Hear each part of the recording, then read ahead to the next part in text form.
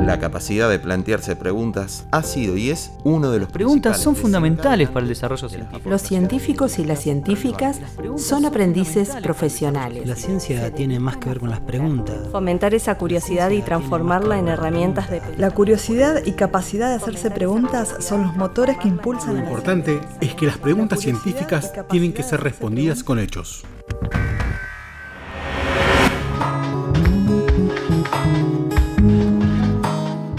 El campo jurídico se ha feminizado. Se observa en aspectos como el ingreso y egreso en las universidades de mujeres como profesionales de la abogacía. Sin embargo, esta feminización tiene escaso impacto en los niveles de decisión en el campo jurídico o en el ingreso al ámbito laboral, sea en el sector público o privado. Las trayectorias laborales y el ejercicio profesional o capacitación posegreso de las mujeres suelen estar afectadas por estereotipos de género, mandatos asociados a los roles familiares y a los cuidados. Si bien es interpretada como positiva la presencia de una mayor cantidad de mujeres en la profesión jurídica, por otro lado se observa que el espacio social que se feminiza pierde valor. De este modo, es necesario indagar acerca de cómo se perpetúan y profundizan las desigualdades de género en la abogacía y cómo se reproducen o transforman. También es necesario preguntarse sobre el impacto que tiene la articulación entre lo público y lo privado en la autonomía personal, económica y política de las mujeres. En definitiva, en un contexto de feminización de la abogacía, ¿por qué persisten las desigualdades entre mujeres y varones en el ejercicio de la profesión? Para contestar esa pregunta tenemos que indagar en lo que son las profesiones y específicamente las profesiones liberales. Dentro de las profesiones liberales, la profesión de la abogacía, que ha sufrido en los últimos 40 o 50 años cambios significativos. Fundamentalmente, la profesión, a partir de la masificación de la educación superior en nuestro país y en la región latinoamericana, ha tenido un gran cambio en términos de la composición social, de clase social y de la proveniencia social que tienen los abogados y las abogadas. En ese sentido, la profesión, podemos decir que la profesión jurídica, a partir de la masificación de la educación superior, se ha democratizado. También a partir de otros fenómenos ajenos a la profesión misma y ajenos a la educación superior, como puede ser el creciente proceso y consolidado proceso de globalización a nivel mundial, la profesión jurídica se ha fragmentado y se ha especializado. En nuestro país y en nuestra ciudad en particular, esas orientaciones profesionales especiales o especialidades alrededor de la ocupación jurídica se están advirtiendo. Teniendo en cuenta estos procesos, algunos locales, regionales y otros a nivel mundial, la pregunta sobre la desigualdad en el ejercicio de la profesión jurídica hay que complementarla con la incidencia de otros factores. Fundamentalmente nosotros nos encontramos investigando la composición de la matrícula a nivel provincial, dónde se ocupan o dónde se insertan laboralmente las mujeres abogadas en la provincia de La Pampa. Y tenemos dos grandes segmentos de ocupación. Uno es en la matrícula, ejerciendo la profesión de manera liberal, que es la clásica visión que tenemos, digamos, socialmente de los abogados y de las abogadas. Y la otra gran lugar, espacio donde se insertan laboralmente las abogadas y los abogados es el sector público.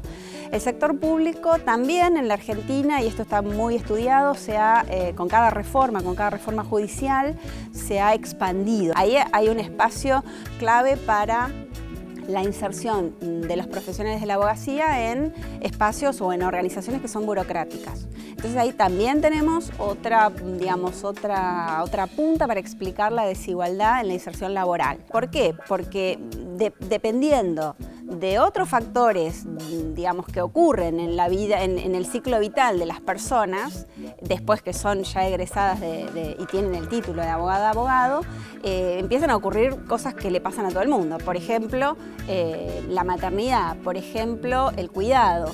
Entonces, dependiendo donde las abogadas y los abogados se inserten, van a tener distintas trayectorias laborales, van a tener que desplegar, y eso es lo que a nosotros nos interesa, a los fines de la desigualdad entre varones y mujeres que ejercen la ocupación jurídica, lo que nos interesa es ver qué tipo de estrategias tienen que implementar las mujeres y qué tipo de estrategias de inserción laboral y de conciliación de la vida familiar tienen que desplegar o implementar los varones. Quienes estamos investigando este tema en la provincia creemos que tanto las trayectorias laborales profesionales son distintas, en razón de clase, en razón de género, o digamos con cierta incidencia en esas trayectorias laborales de inserción profesional, están las estrategias que despliegan las personas para poder ejercer la profesión.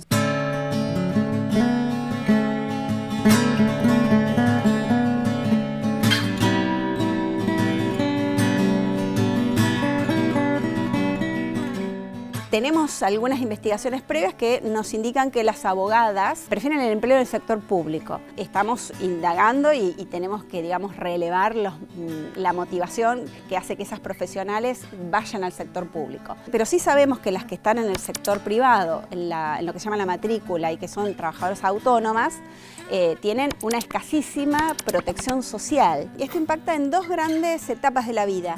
En principio impacta en las mujeres más jóvenes en general y en las profesionales autónomas en particular, no solamente de la abogacía, sino de todas las profesiones liberales, porque el Estado tiene muy poca cobertura de riesgos derivados de la previsión social. ¿Con esto qué quiero decir? Que, por ejemplo, después de la maternidad no hay ninguna cobertura que las habilite a seguir trabajando o a poder seguir teniendo un ingreso, con lo cual muy rápidamente se tienen que insertar nuevamente al trabajo.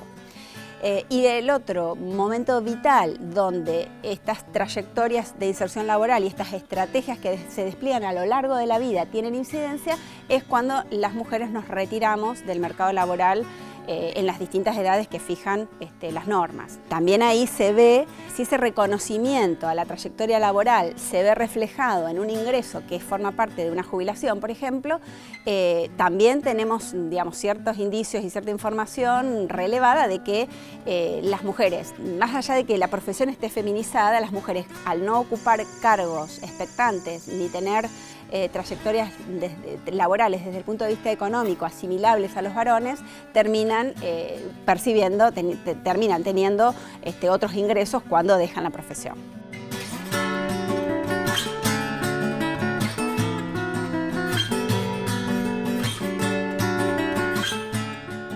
Para entender este proceso hay que primeramente definir qué entendemos por feminización.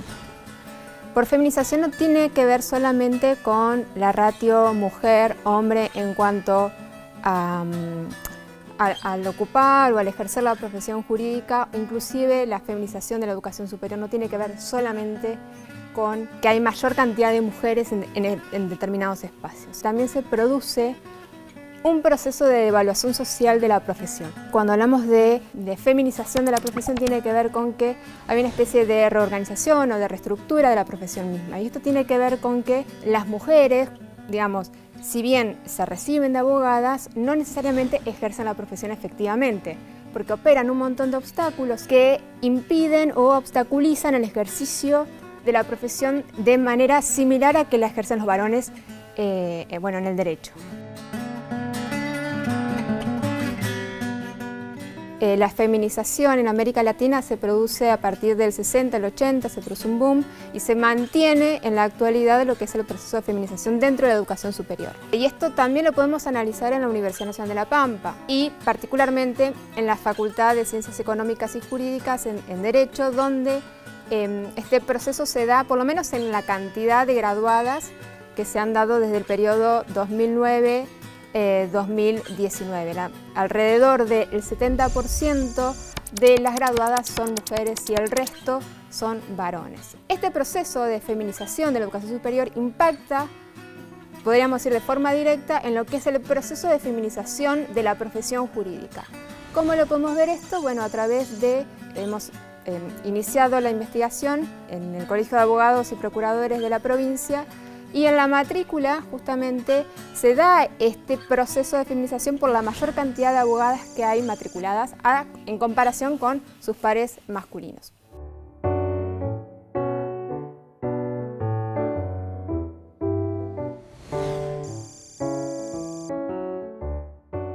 también se produce un proceso de devaluación en relación a esta feminización y que hay una especie de reestructura en cómo se ejerce la profesión. Esto tiene que ver con otras categorías y con otras cuestiones que se analizan en el proyecto y en la investigación que tienen que ver con los cuidados y los trabajos domésticos. Y cómo los cuidados, en el sentido amplio, que significaría todo aquello que nos rodea para mantener y sostener la vida. Tiene que ver más que nada con una cuestión también de la reproducción de la vida, así entendemos a los cuidados. Entonces, los cuidados y las tareas domésticas impactan no solo a las mujeres abogadas, sino que impactan a las mujeres en general sobre las estrategias que toman para poder salir a la esfera pública. Es decir, analizamos cómo los trabajos no remunerados, cuidados, tareas del hogar y otros, impactan de forma directa en el trabajo remunerado. Nosotros analizamos esto en el sentido del uso del tiempo, cómo los cuidados, las tareas domésticas conllevan a las mujeres mayor disponibilidad en cuanto al tiempo y la gestión del tiempo, ¿no? En el uso del tiempo, y esto impacta directamente en el ejercicio de la profesión liberal particularmente, porque se entiende que el ejercicio profesional liberal es prácticamente full time. Y esto justamente, estas presunciones del cuidado a lo femenino, el trabajo no remunerado a lo femenino y de que el trabajo remunerado es lo masculino y que se le tiene que dedicar full time, es lo que justamente choca al momento de la conciliación. Y en esta conciliación justamente son las mujeres que se ven obligadas a repensar, como se dijo hoy, estrategias para poder conciliar. Entonces, si bien existe un proceso de feminización dentro de la educación superior que impacta de forma directa en las profesiones jurídicas, particularmente en el ejercicio de la abogacía, esto no significa que exista equidad en cuanto al género o igualdad en cuanto al género de cómo se ejerce la profesión. ¿Por qué? Porque existen justamente trabajos no remunerados asociados a lo femenino y que las mujeres abogadas casi en soledad tienen que pensar estrategias de cómo poder conciliar el trabajo remunerado y el trabajo no remunerado. Y esta es la clave justamente para seguir pensando y repensando, ¿no? ¿Qué estrategias, digamos, para profundizar más que nada dentro de la investigación? ¿Qué estrategias tienen que desarrollar las mujeres abogadas en la provincia de La Pampa para poder conciliar? ¿Qué condiciones socioeconómicas y familiares tienen estas mujeres justamente para la conciliación? Porque no es lo mismo contar con una pareja o no tener una pareja, tener una familiar a quien poder dejarle a los chicos, etc. También hay que tener en cuenta la estructura laboral en la que se insertan esas abogadas. Digamos, no es lo mismo realizar capacitaciones en el fuero judicial por fuera del horario laboral, ¿no? Presuponiendo que estas mujeres disponen justamente del tiempo para poder estar en el trabajo y posteriormente capacitarse, cuando en verdad, justamente repetimos, están los trabajos no remunerados que de alguna otra manera condicionarían esta dedicación que se presupone en el ejercicio de la profesión.